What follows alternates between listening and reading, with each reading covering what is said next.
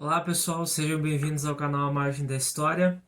No vídeo de hoje a gente vai falar sobre a proclamação da República no Brasil, dando início aí a uma série de vídeos na área de História que vão falar um pouco mais sobre as transformações políticas, sociais e econômicas do Brasil desde a proclamação da República e ao longo do século XX. Acompanhe o vídeo até o final, curta, comente, compartilhe e principalmente se inscreva no canal.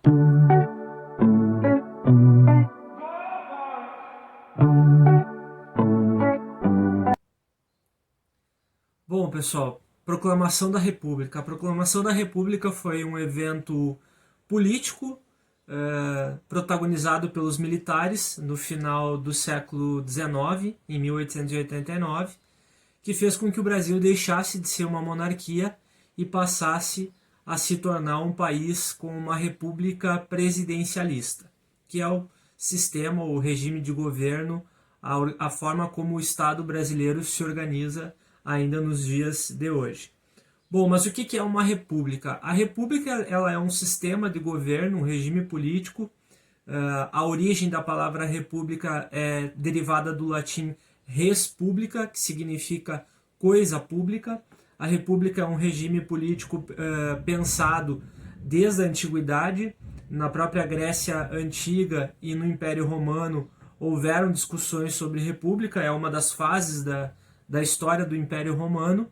Ao longo da Idade Média e do início da Idade Moderna, os regimes políticos acabaram tomando outras características, outras formas. Durante a Idade Média, o feudalismo vigorou como sistema político e econômico, e no início da Idade Moderna houve a centralização política através do Estado absolutista, do Estado monárquico. Entretanto, com as ideias iluministas a partir do século XVIII e com o liberalismo no século XIX, as ideias sobre república foram ampliadas. As discussões relacionadas à implantação de regimes republicanos passaram a vigorar, especialmente na Europa. A Revolução Francesa e a independência dos Estados Unidos, um pouquinho antes, foram dois eventos super importantes para que essas discussões relacionadas a novos regimes de governo mais liberais e com um sistema político em que o Estado não fique tão centralizado, começaram a aparecer. No caso do Brasil, houve uma influência muito grande da teoria positivista, do positivismo, né?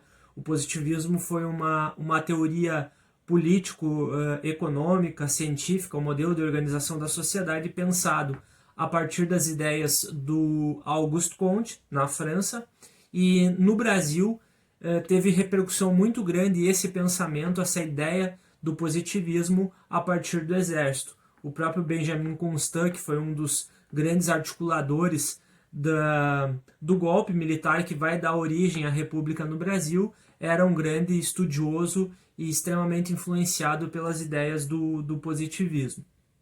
No Brasil também vai ter um evento muito importante a partir da década de 1870, que é o Manifesto Republicano. O Manifesto Republicano vai ser elaborado no ano de 1870 e ao longo da década de 1870 e 1880 vão sendo fundados partidos republicanos ao redor do Brasil.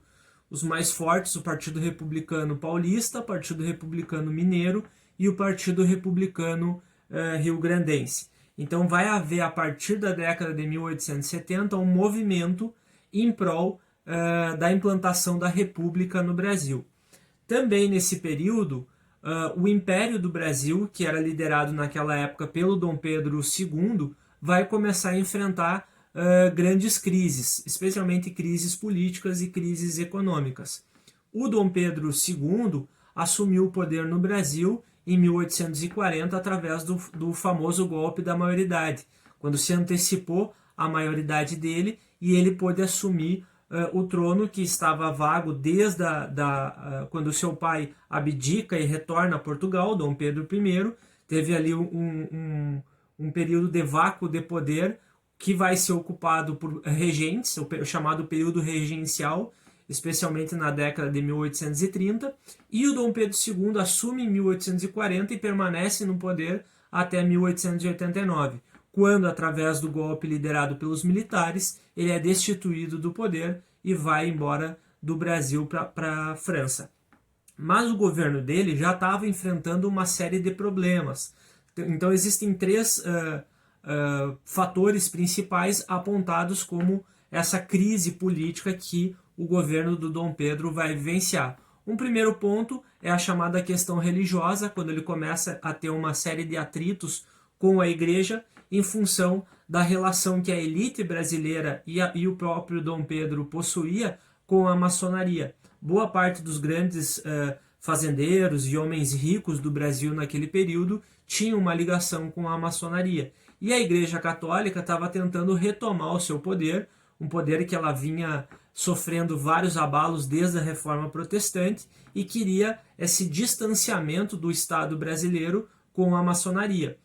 Isso vai fazer, inclusive, com que o Dom Pedro II determine a prisão de alguns bispos e ali vai haver um grande afastamento do governo imperial, do Dom Pedro II, com a Igreja Católica. Um outro fator é um fator mais econômico. A elite, especialmente a elite cafeicultora do Brasil, cobrava mais liberdade econômica por parte do governo do Dom Pedro II, queria estabelecer relações econômicas com a Inglaterra.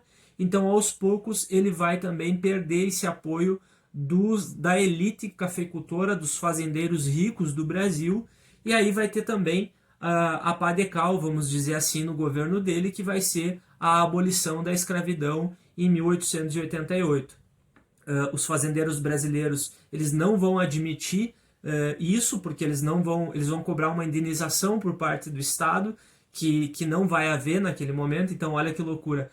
Os escravizados que foram libertados não tiveram qualquer tipo de direito à indenização. E os fazendeiros, que eram os escravizadores, cobravam isso do Estado, cobravam de Dom Pedro II algum tipo de compensação financeira. Então, esse distanciamento dele em relação à elite fazendeira, a elite cafeicultora, vai também ser um dos fatores que vai provocar a queda do Dom Pedro II e, consequentemente, a proclamação da República. Os próprios partidos republicanos naquele período estavam recebendo em grande quantidade membros dessa elite fazendeira do Brasil. E um terceiro fator, que é a chamada questão militar, que é também essa crise que o Dom Pedro II vai vivenciar com o Exército. O Exército, desde a Guerra do Paraguai, tinha se fortalecido enquanto instituição e cobrava melhores salários, cobrava melhores condições de trabalho dentro dos quartéis e cobrava também a possibilidade dos militares participarem ativamente da política. Se discutia na época aquilo que o historiador José Murilo de Carvalho vai chamar de a doutrina do soldado cidadão. Os soldados, os membros do Exército, principalmente na oficialidade, eles queriam participar ativamente das questões políticas. Inclusive, isso vai dar, na década de 80, uma punição para o tenente-coronel Sena Madureira, que foi a público, através da imprensa, se manifestar em relação a essas melhorias, a essa evolução na condição do Exército brasileiro. Ele vai ser punido por parte do governo e isso vai aumentar o descontentamento de alguns militares em relação ao Dom Pedro II, à monarquia no Brasil. O golpe vai se concretizar em 15 de novembro de 1889. Por que se chama de golpe? Porque ele foi uma estratégia adotada pelos militares, claro que com o apoio da elite econômica do Brasil. Dom Pedro II foi destituído do poder. Quem vai liderar esse golpe é o Marechal Deodoro da Fonseca, que vai depois se tornar o primeiro presidente do Brasil.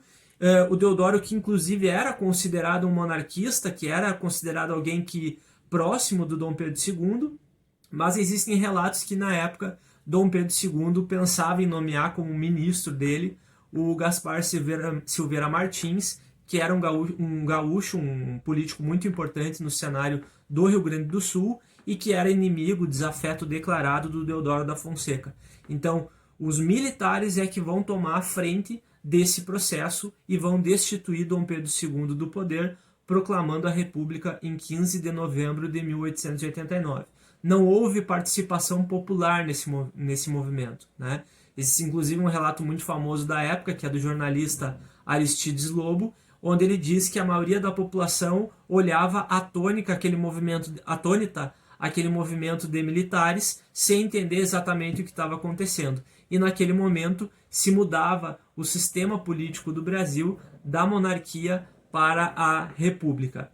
Nós vamos ter entre 1889 e 1894 a chamada República da Espada, onde os militares vão conduzir o sistema político no Brasil, primeiro com o Marechal Deodoro da Fonseca, depois com o Marechal Floriano Peixoto.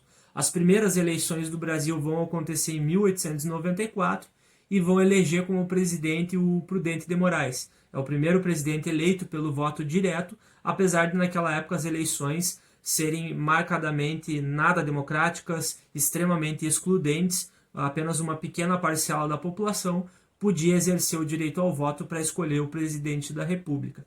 Em 1891 foi criada uma nova Constituição, né, a primeira Constituição do período republicano, uma Constituição que separa Estado e Igreja, estabelece a divisão dos poderes, executivo, legislativo e judiciário, uma influência das ideias do Montesquieu, né? Também vai estabelecer o voto para os homens maiores de 21 anos, apesar de ainda excluir uma boa parte da população na hora do voto, né? E vai também promover outras mudanças. A Constituição de 1891 é uma Constituição influenciada pelas ideias do liberalismo e do positivismo, porque era a influência que os militares recebiam. E a partir dali, entre 1889 e 1930, nós vamos ter a chamada Primeira República no Brasil, ou também conhecida como República Oligárquica, porque vai ser um período marcado pelo domínio político, especialmente pelas elites da região sudeste do Brasil, São Paulo e Minas Gerais, que vão, através da política dos governadores, do coronelismo, estabelecer um sistema de alianças e vai fazer com que essas elites se perpetuem no poder até 1930, quando a gente vai ter a Revolução de 30, que vai levar o Getúlio Vargas ao poder. Mas isso é uma outra história, então o vídeo de hoje era para contextualizar um pouco mais como foi esse processo da proclamação da República no Brasil no final do século XIX.